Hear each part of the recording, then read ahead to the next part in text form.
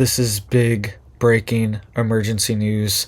Things just got even worse inside of Asheville, North Carolina, and people are reporting that they are getting arrested for bringing in supplies, bringing in water, and helping transport people out of the emergency zones.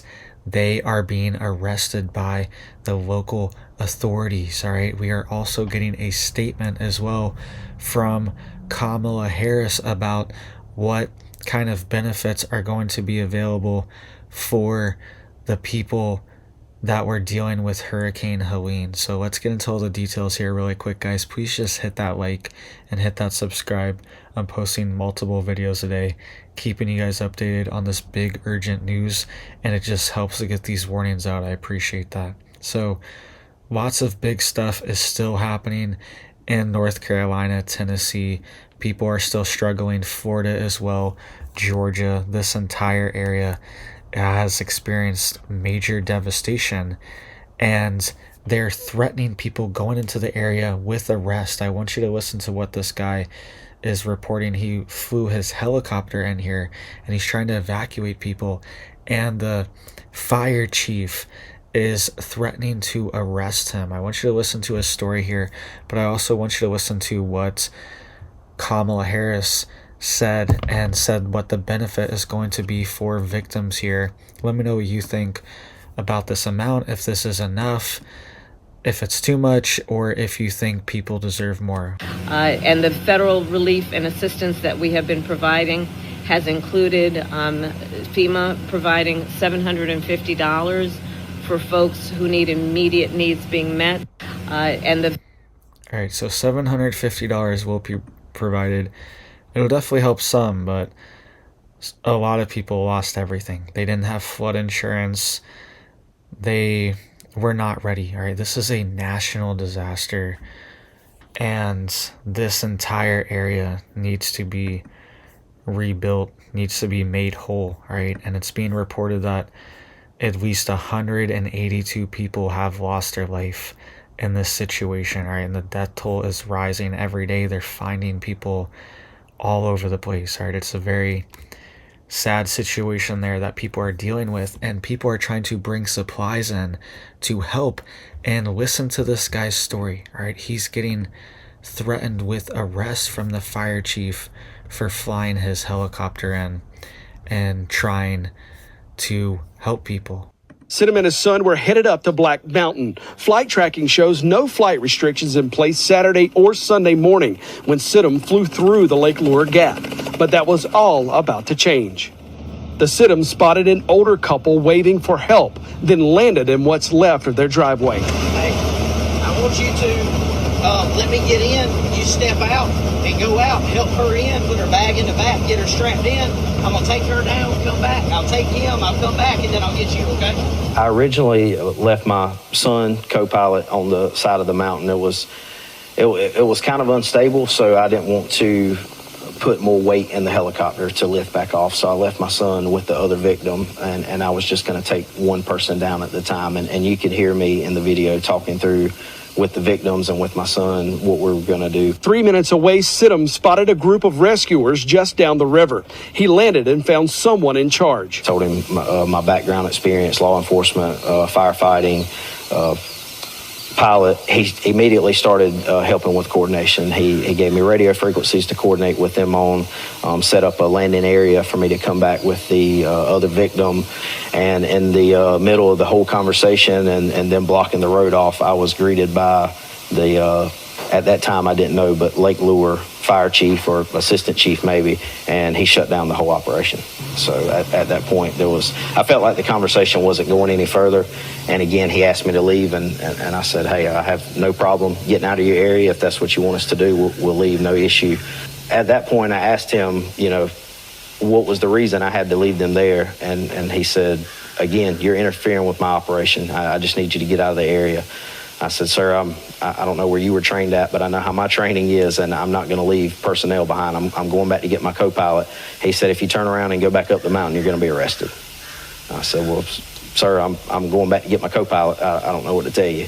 And he said, I'm letting you know. And at that point, he waved for 2 law enforcement officers to come over and told me that again, if I go back up the mountain, I would be arrested. He flew the 3-minute trip back, picked up his son, and left the woman's husband behind. Sure, he was flooded with emotions and trying to rescue other people, and I just felt that it was best at the time to leave. So I did follow his instructions, and I had a conversation with the female victim before I left, apologized and explained, and she was standing there. She heard the whole conversation, and they were both very, very surprised, very upset. The husband, as I was leaving off of the side of the mountain, at that point, separated from his wife.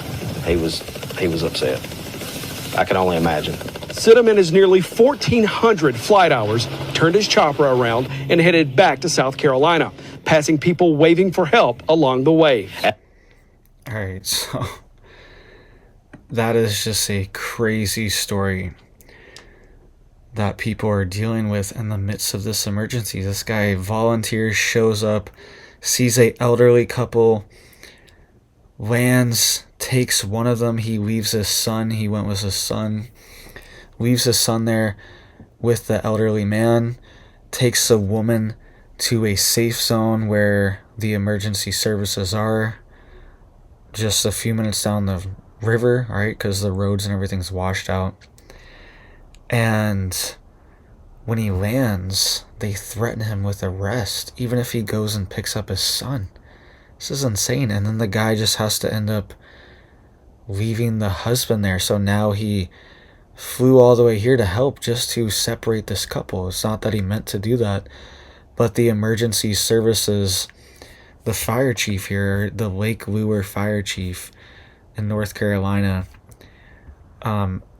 apparently his name could be Dustin Waycaster. We're not 100% sure. He didn't say his name, but that's who the fire chief is in Lake Lure, right?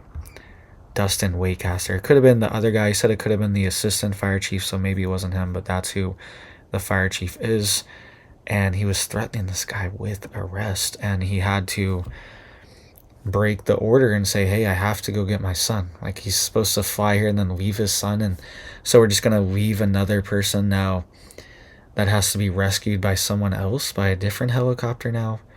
This is just insane management, and I don't understand what's going on. Let me know what you guys think about the story. Why would they do this? Is this guy just on like a power trip? He's finally got some power. He's like the head of the emergency management for the county or city there too, right, for Lake Lure. And is he just like power tripping right now? It's his time to shine, right? He finally has some power and he's just abusing it.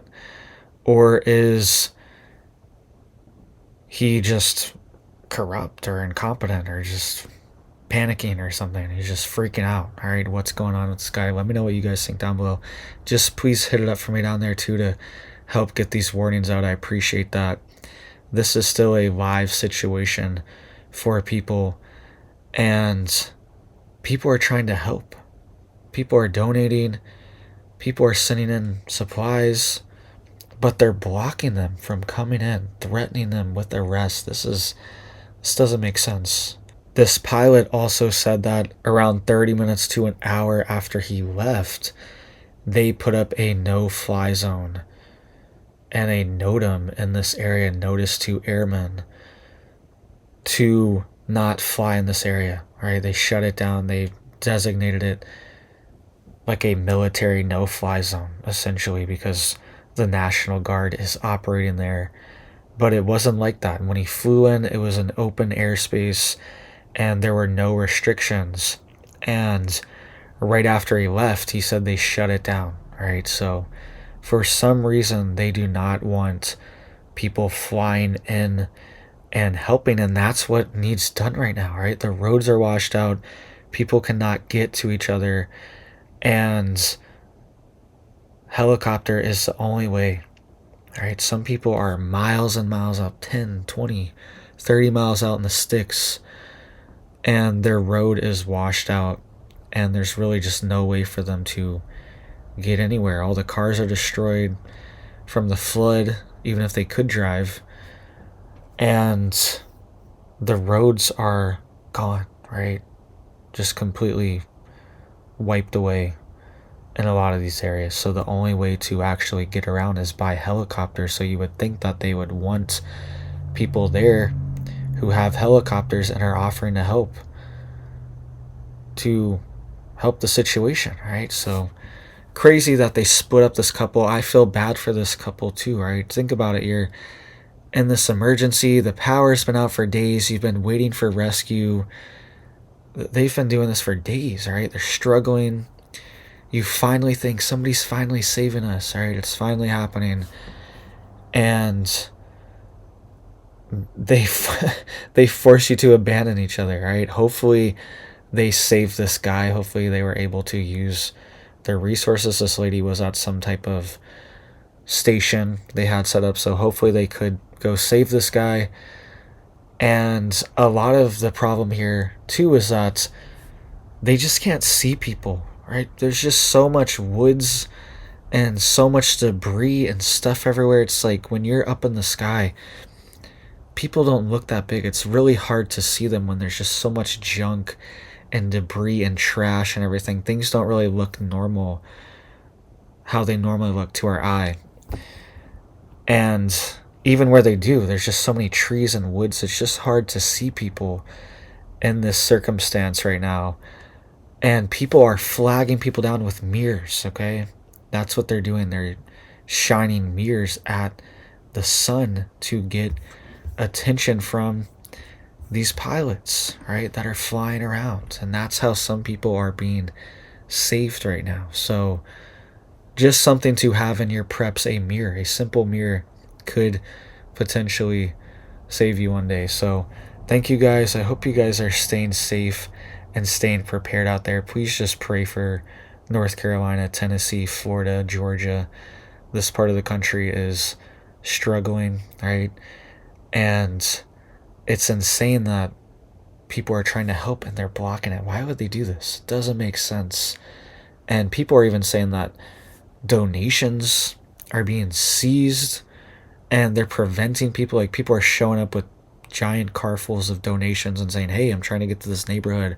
My family lives here and I'm trying to bring this food and go give this food out. And they're blocking people. They're saying nobody can go here. Nobody's allowed down this road. And some people are even reporting that some donations are being seized, all right? This is being posted on some Facebook groups. Some people are saying that the police are confiscating their goods, right? Which could happen in an emergency, right? They could say, hey, we're going to take these goods for us and we will distribute them. And we're not going to let you distribute them, all right? I'm not saying they should do that, but that's a thing that happens in emergencies, right? They do that, especially if you just show up with a ton of supplies. They're going to say, hey, we need this. We're going to take this. Thanks for that. And do whatever they want with it, right? That's just reality of what happens in a lot of these situations. And then you drove 12 hours to bring it to your family, your mom, your dad, your cousin, your brother, whoever's sister, whoever's stuck here, your kids, and you bring it for them and the people you know, and then they take it, right? And they just do whatever they want with it. So that is happening right now. People are saying, this is a report here. People are saying that starting with Davy Crockett High School, they're taking over all volunteer schools in Washington County and Greene County. In order for anyone to get donations that was given, they must be approved. It says all monetary donations have been taken as well and placed into a TEMA account, TEMA account. If you are unaware of how that works, those items don't all get used for this particular disaster. Okay, so they're saying that these shelters that are set up at these schools and these donation centers, they are putting these goods in a giant pool of resources, right? Instead of keeping it super local, it's like, hey, you're donating to the school here. You want it to go to the people near the school. They're saying that it's going into a larger trust essentially of all these goods, and then it's distributed equally, and then they decide, hey, this is exactly what you need. It's kind of like a massive food bank or something like that, where you donate, but it might not all go back here, right? It might be donated other places. They might say, oh, you have enough here, that's enough of this supply. They regulate it and decide who gets what, right? That's what people are saying in Washington County and Greene County as well too. So let me know what you guys think. I hope you guys are staying prepared and stocked up out there. Hope you have big blessings for your life and your family, and I hope you guys have a big old blessed day.